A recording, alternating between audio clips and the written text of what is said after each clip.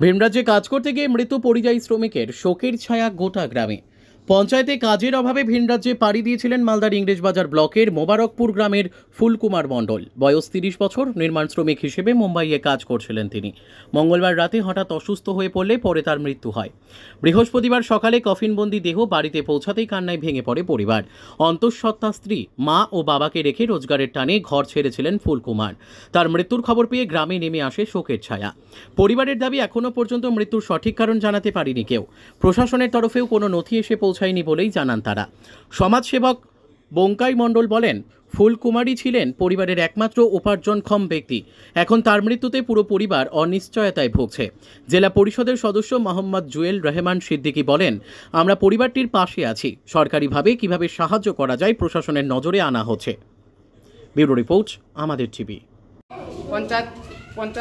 পঞ্চায়েতে কাজ না পেয়ে আত্মসত্ত্বা বউকে বাড়িতে রেখে পেটের টানে 1 মাস আগে মুম্বাই কাজ করতে গিয়েছিল। তারপর সেখানে ঘুমিয়েছিল, কি করে মারা গেল সেটা আমরা বুঝে উঠতে পারছি না। আমি গ্রামের মেম্বার হিসাবে চাই সরকারি সুবিধা পাওয়ার জন্য ব্লক প্রশাসনের কাছে আবেদন রাখব। জন্য পেটের দায়ে গ্রামগঞ্জে কাজ না পেয়ে বাইরে কাজ করতে যায়। নিজের বউকে অন্তঃসত্ত্বা রেখে 7 মাসের ডেলিভারি, পেটের দায়ে বাইরে কাজ করতে যায়। হঠাৎ কাজ করতে করতে পেটের ব্যথা ওঠা সত্ত্বেও হসপিটাল রাস্তায় গিয়ে মারা যায়। যাতে আমরা পঞ্চায়েত মেম্বারের কাছে আবেদন করছি, যাতে প্রধানের কাছে আবেদন করছি, যাতে সুবিচার পায়, যাতে ওই পরিবারটা কিছু আর্থিক সহায়তা পায় সরকার থেকে। এইটাই পশ্চিমবাংলা সরকারের কাছে, মমতা দিদির কাছে বিশেষ দয়া অনুভব করছি, যাতে ওই পরিবারের পাশে দাঁড়ায়। কি হয়েছিল? গতকালকে আমরা শুনলাম এই স্বৈরাচারী সরকার, মোদী সরকার এই যে 100 দিনের কাজ বন্ধ করে দিয়েছিলেন বাংলা জুড়ে। এই শ্রমিকের জন্য 100 দিনের কাজ হাইকোর্ট অর্ডার দিয়েছে। 1 আগস্ট থেকে 100 দিনের কাজ স্টার্ট হবে এবং আমাদের শ্রমিক, আমাদের বাংলার শ্রমিক বাংলাতে কাজ করবে এবং ভিন রাজ্যে কাজ করতে যাবে না। এই বাংলাকে বঞ্চিত করে এই বাংলার মানুষ শ্রমিক বাইরে যাচ্ছে।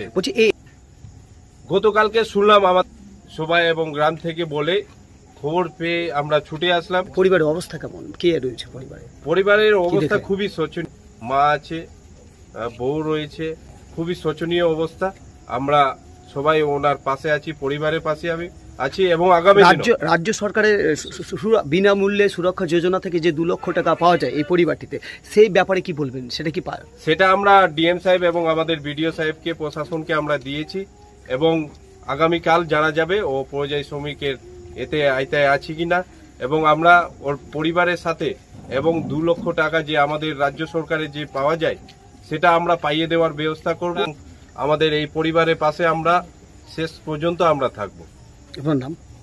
আমার নাম মোহাম্মদ জুয়েল রহমান সিদ্দিকী। আপনি? মোহাম্মদ জুয়েল রহমান সিদ্দিকী। আমি জেলা পরিষদের সদস্য।